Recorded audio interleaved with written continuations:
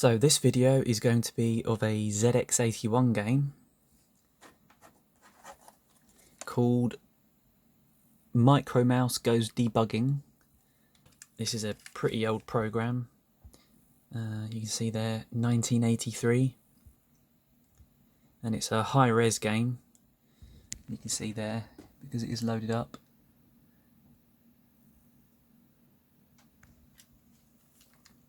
High-res in this context means that it's not just a character graphics,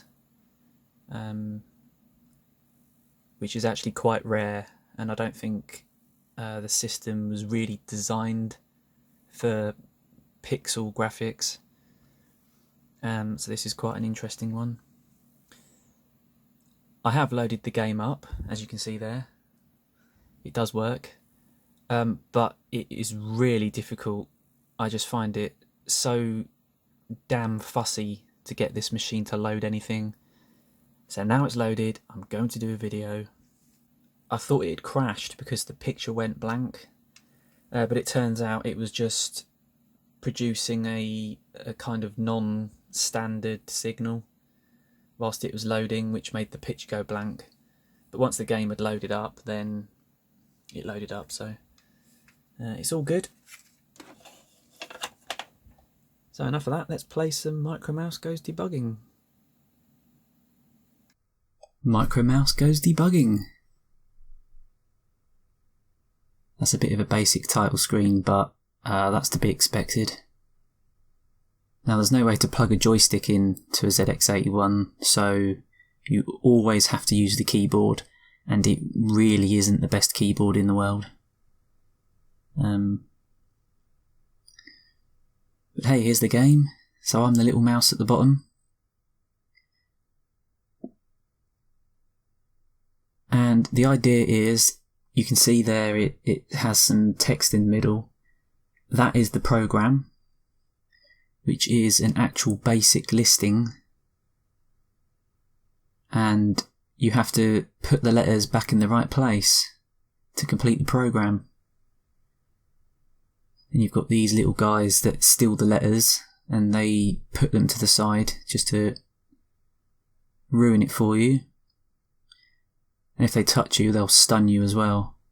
But down on the bottom there's a DK, which is a data killer, which is a kind of spray which you can use.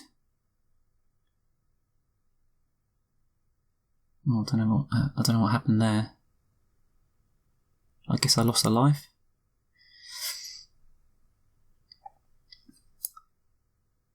So it's a very simple game, but this is actually probably more complicated than the vast majority of ZX81 games.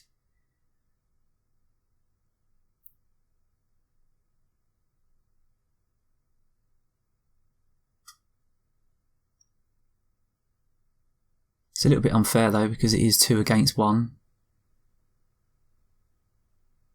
And that spray, I didn't realise it at first, but you have to go down to collect it before you can use it. So I don't collect it at first. But you spray it at the enemies and it makes them disappear. It's almost like a Pac-Man sort of thing where they'll just respawn. They'll just come back. But they do it so quickly, it almost kind of renders the feature pointless. They come back so quickly. And I was starting to think that it was close to impossible just to get past this. And this is just the first level. You can see up the top there, in the top right, it says level 1. So it's a tricky game. And to put the letters back in the right place, you only have to kind of walk past them. I said before in the intro that this is a high-res game. Normally you'd only get a selection of like the letters and the numbers, and then a few other basic shapes, and most games would just use those. But this game actually has just a little bit of art for the main character and the enemies, which is a nice touch. But there's definitely some better looking ZX81 games out there.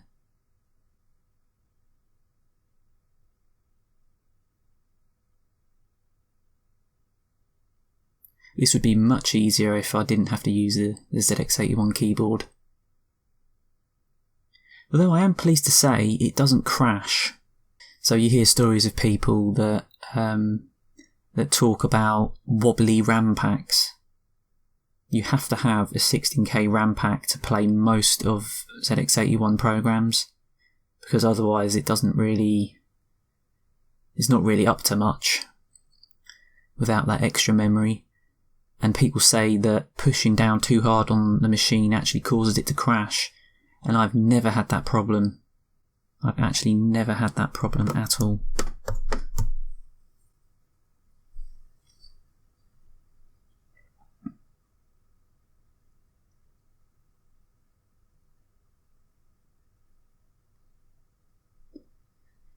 I do find this a bit of a fascinating machine, because it came out a couple of years before I was born, and the machine is actually responsible for kind of kick-starting having computers in the home,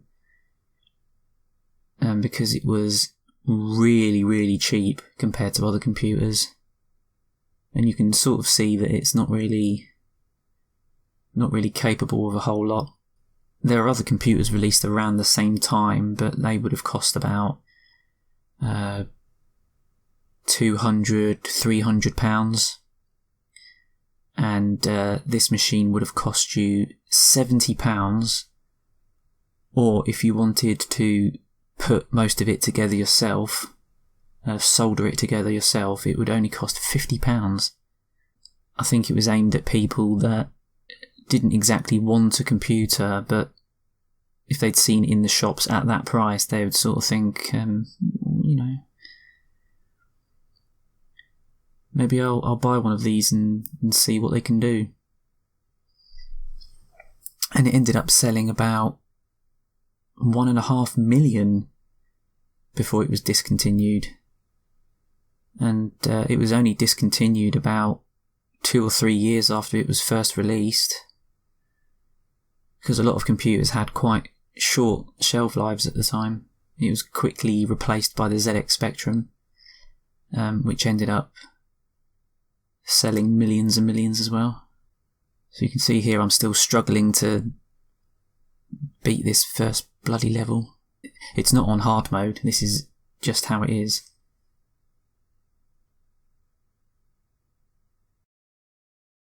You see, you spray them and they just come straight back again.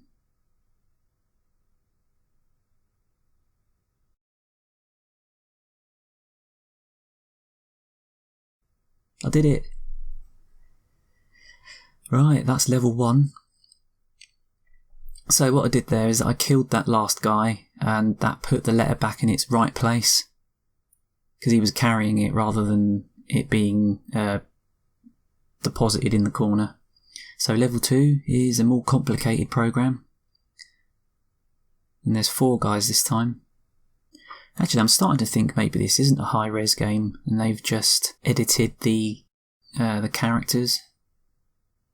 Doesn't look very high-res, does it? So, yeah, that's Micro Mouse Goes Debugging. There's a fair bit of dross on these home computers. So I'm actually quite pleased with this one. It's actually quite fun to play, if a little bit tricky. I'm not really sure how you get a game over, so I'll just leave it at that. Thank you for watching once again.